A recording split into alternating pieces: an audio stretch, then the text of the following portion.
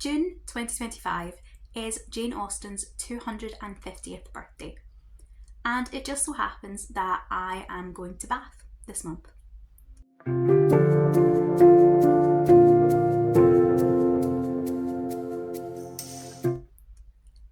Bath has strong connections to Jane Austen and Regency in general, so since I'm headed down that way, I thought it would be a great time to pick up a couple of the Jane Austen retellings on my TBR.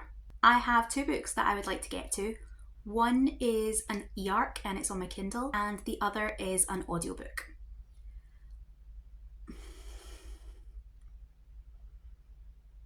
We'll be flying down to Bristol to meet my brother and his girlfriend, and then after we've spent a couple of days with them, we'll be heading to Bath specifically to do all the kind of literary tours that are there. I think there's a Jane Austen museum, there's a Mary Shelley museum, and I'm really looking forward to having some proper bookish adventures. While all that's going on, I'm going to read as much of these two books as possible, and I assume I'm going to get a fair bit of reading done on the flight down to Bristol and the train over to Bath. I'm going to try and take as much B-roll as possible to let you see what I'm doing and what I'm seeing around Bath, but I don't know how often I'll be able to check in about books, how much time I'll have to sit down in front of a camera and talk. Both of these books are Pride and Prejudice retellings, and both of them kind of centre around one of the younger Bennet sisters. So for now, we're leaving Jane and Elizabeth aside, and we're focusing on Kitty, Lydia, and Mary.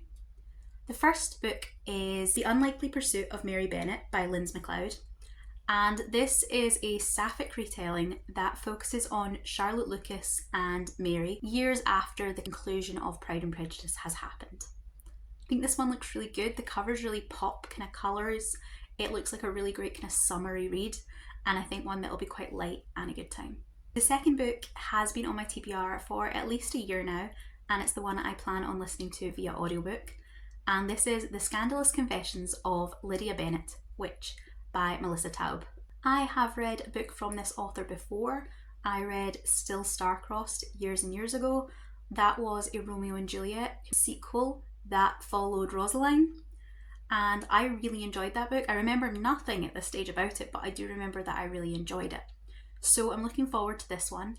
I think it might be a little darker just from the kind of cover and the vibe, but I'm excited to dig in and have a try. I have made a tiny bit of a start into Lydia Bennet. I think I am maybe around the kind of 5% mark. I'm very, very early on. And the kind of setup so far is that Lydia is telling me specifically her story. It's very kind of, it talks to the reader quite a lot.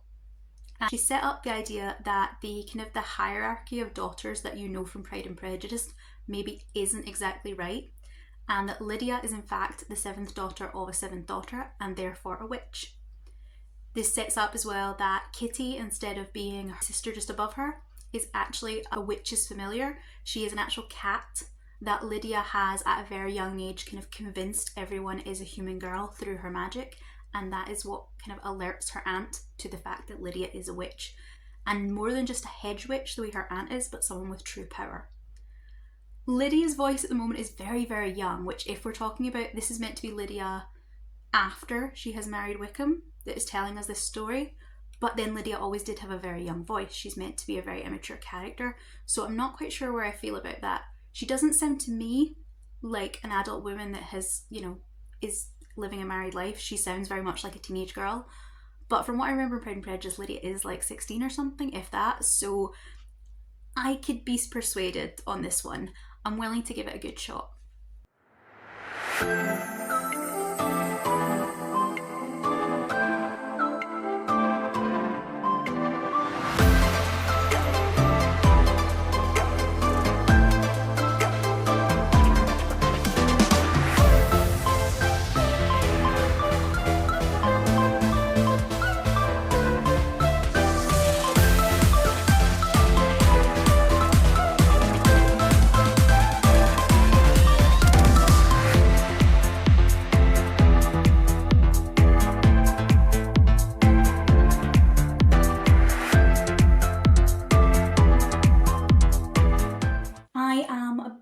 The 50% mark on The Unlikely Pursuit of Mary Bennet, and I was a little bit surprised to start with it because although Mary is the name in the title, it actually starts from Charlotte Lucas's point of view, or Charlotte Collins as she is.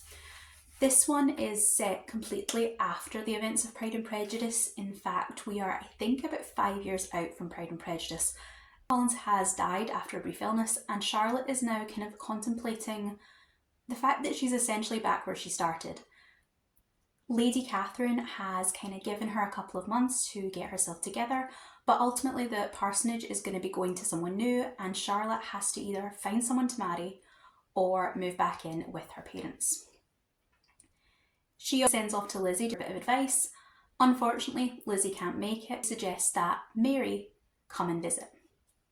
Mary has been living in Canterbury for the past couple of years with a really wealthy aunt, and when she turns up, Charlotte and Mary are able to kind of bond over some of their common interests.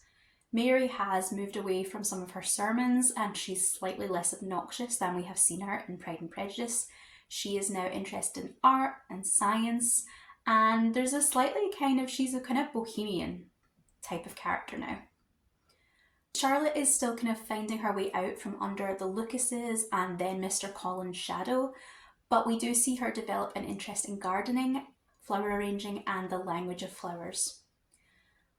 Over the first half of the book, the two women are getting to know each other while in Kent, and then kind of a few chapters away from where I currently am, Charlotte has followed Mary, and the two of them have went to Canterbury together to stay at Mary's aunt's house. Mary's aunt is a really wealthy woman. She married an American, she has lots of money, but she's currently away from home, which seems to be a fairly common occurrence. And when she is away from home, Mary essentially has run of the house. From what we've seen, the household seems to have a sort of very kind of lavender household arrangement going on. There's a lot of knowing looks between the footmen. There's an unmarried woman working as the head of cook in the kitchen, which kind of Charlotte comments on how unusual this is. And Mary is taking Charlotte off to some of her salons where they're going to discuss literature, science. There's some nude painting going on. And it's all very kind of bohemian, that kind of vibe to it. Despite Mary being the titular character, she doesn't have a point of view in this. We see everything through Charlotte's eyes. But it's very clear that there is an attraction on both sides. But Charlotte, obviously it's a romance, there's misunderstandings. Charlotte has convinced herself that Mary must feel something for, if any woman, one of the other women kind of in her sphere, one of these kind of other artsy types. And of course she wouldn't be interested in plain dull Charlotte.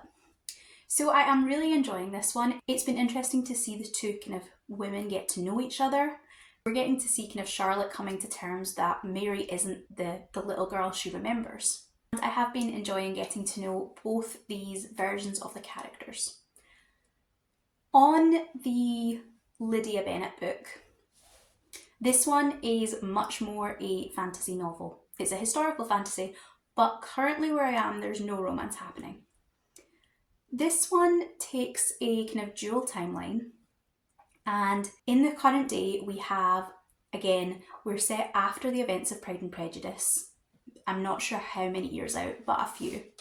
Lydia is now living with her husband Wickham, and there's a kind of undercurrent of tension there between them.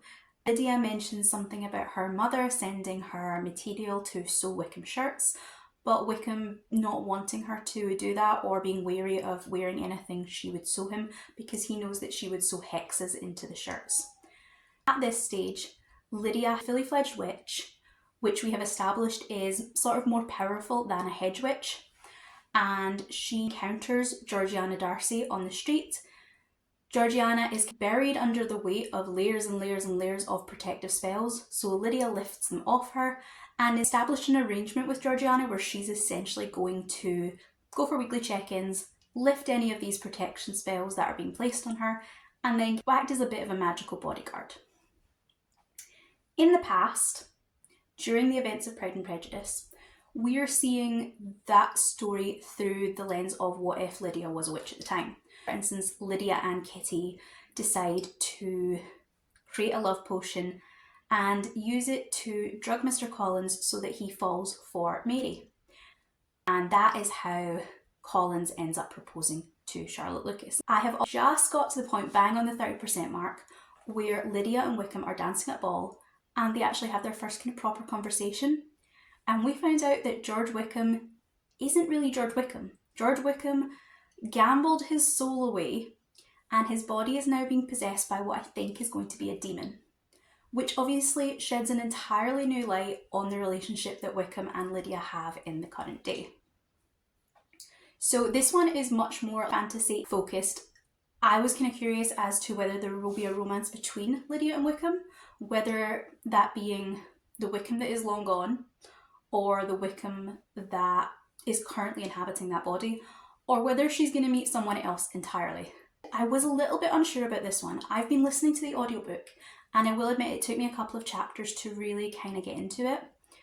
The narrator has a very young voice, which isn't a problem, and obviously actually fits Lydia really well. In Pride and Prejudice, she got married around 15, so even if we are a few years on from that, she's still really young. And the character we saw in Pride and Prejudice was a very young 15. She was very much the baby of the family, and she acted that way. So having her be quite a young sounding woman, even if she's in her kind of late teens, early 20s, isn't outside the realm of possibility, and it isn't kind of a downside of the book in itself. The only thing I would like though is if there had been, not so much in the actual narrator's voice, but in the kind of a writer's voice, if we were seeing more of a difference between Lydia, Pride and Prejudice, and Lydia after the fact. So those two timelines, if we were seeing more of a difference in the way that's written, seeing more of a difference in the kind of voiciness of the character, so she felt a little older in the current timeline, I think I would prefer that. That might be a writing choice. Lydia, as she is in Pride and Prejudice, doesn't really grow, she doesn't learn, she doesn't change from her experiences, and maybe that's something that the author has kind of taken as a character trait, and the fact that she won't really change from the first to the second timeline. But I just think it would make it more interesting, and it would create an easier kind of shift between the two timelines if you were able to kind of distinguish her different kind of personalities, her different ages, her growth more. So I am having a great time with both. I am actually enjoying both of them more than I expected to, but they're very, very different books, which is kind of perfect. Reading two books that are both retellings of Pride and Prejudice, I did kind of wonder whether I might get the two a little bit confused, but I think because they're in such different genres, we have very much a romance, very much a kind of fantasy, almost with mystery elements. The Lydia Bennet book focuses on Lydia, we have Wickham briefly, we have brief mentions of Kitty in the old timeline, and we have Georgiana Darcy in the current timeline. In The Unlikely Pursuit of Mary Bennet, we are really just focusing on Mary, Charlotte, and very, very briefly we had kind of Anne de Bow was very, very briefly in it. Other than kind of some letters, we've not seen any other Pride and Prejudice characters. So these two books could almost be happening in the same world at the same time because the kind of characters are in such different spheres. So there's really no overlap, and that's actually made it a perfect reading experience. I'm getting to get both these stories, but there's kind of nothing to link them together or to kind of confuse me about them. So it's a really good reading experience and I'm having a great time.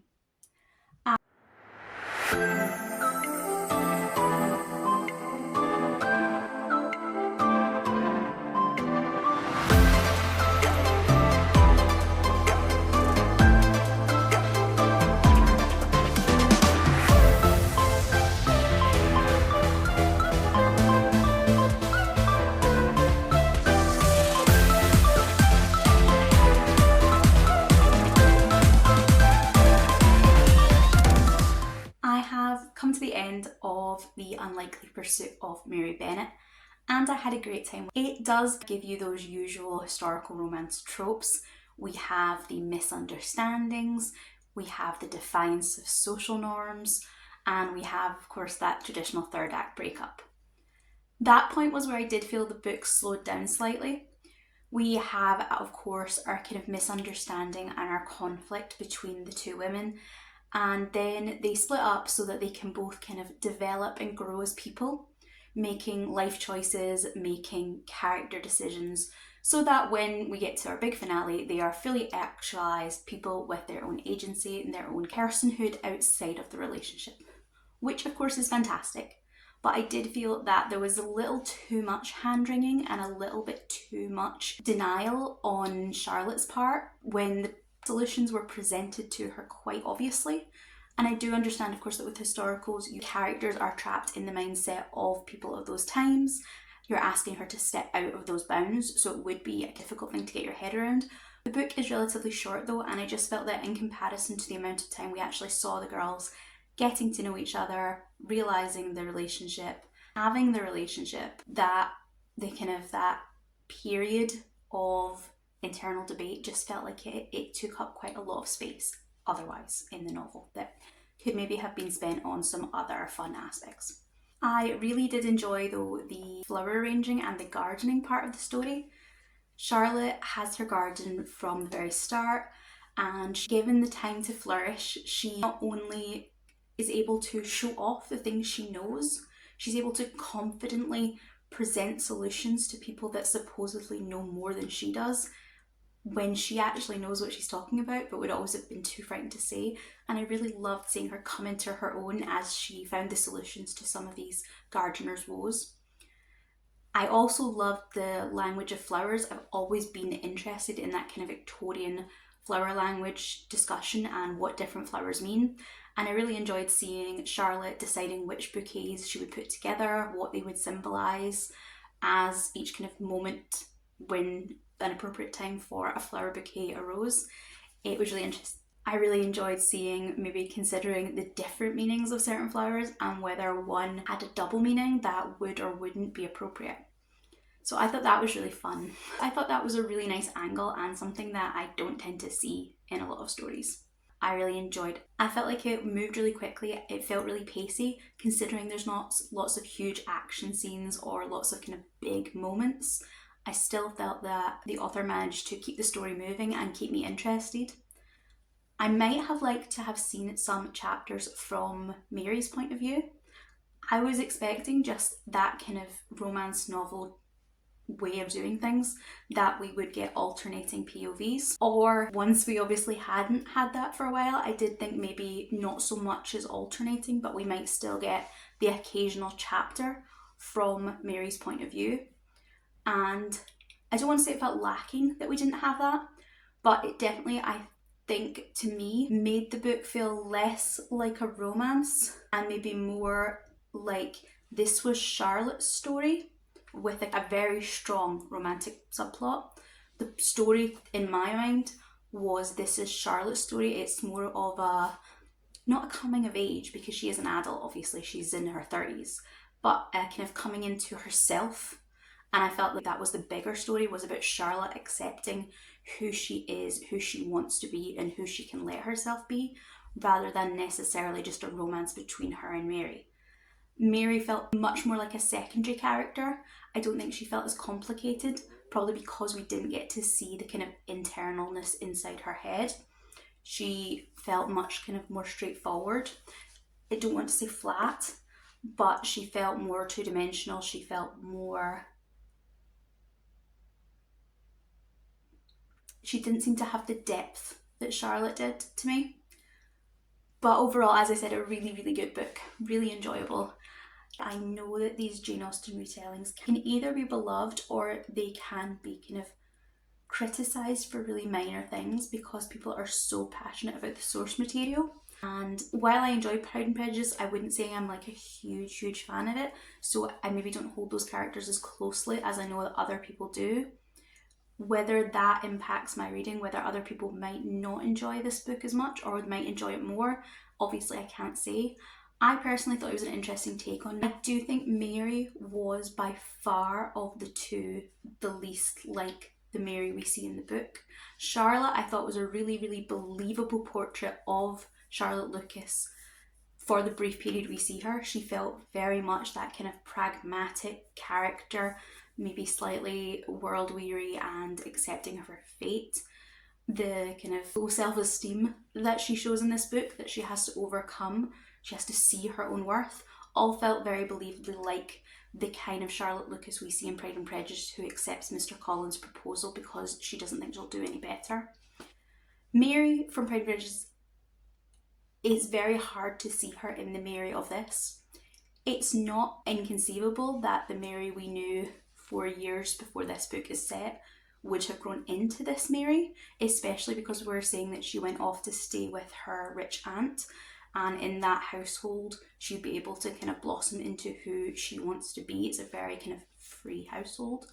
So I don't think it's unforeseeable that in those 4 years Mary changes and grows, but I also think that you could have made this character an original character. She doesn't need to be Mary Bennet. There's very little that I saw of the original Mary Bennet in this character. So that's maybe something to be aware of if you are kind of a purist and you really wanted to see characters portrayed as they are portrayed in Jane Austen, then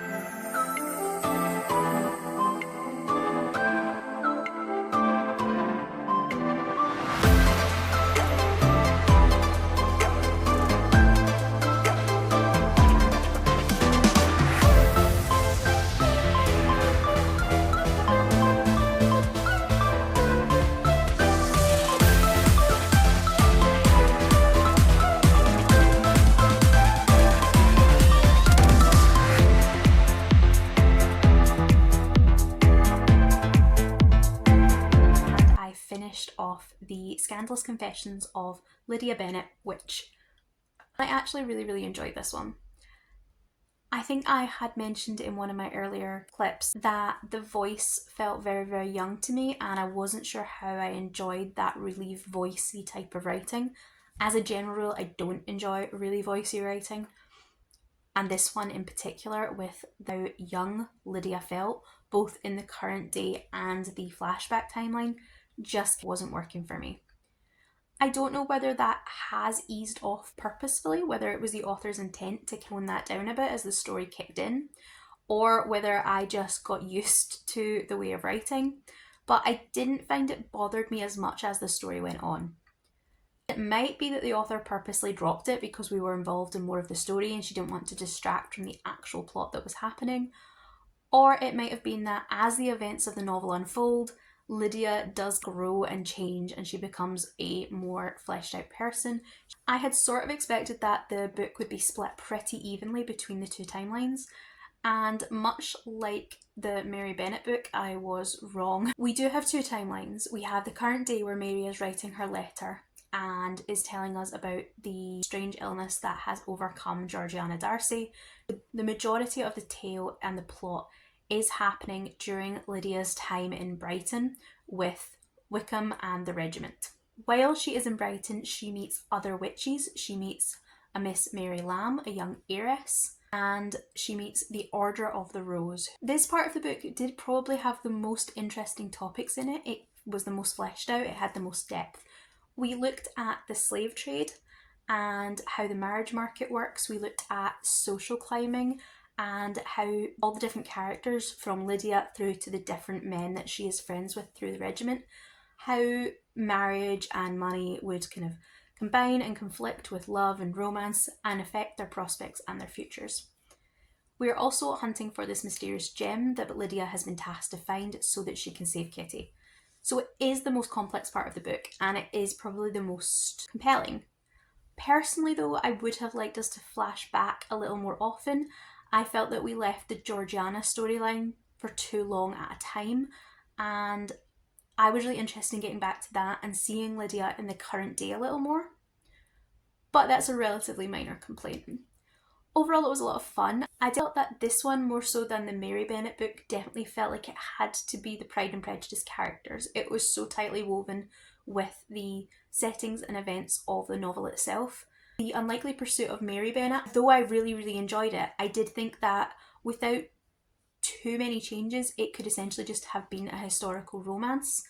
I did love the portrayal of Charlotte Lucas, but that could have been an original character. The story didn't need to be a Pride and Prejudice retelling, whereas this one really did. If you're looking for a Pride and Prejudice retelling that will give you the characters you know and feels like it slots into the narrative of the book, then this is the stronger of the two.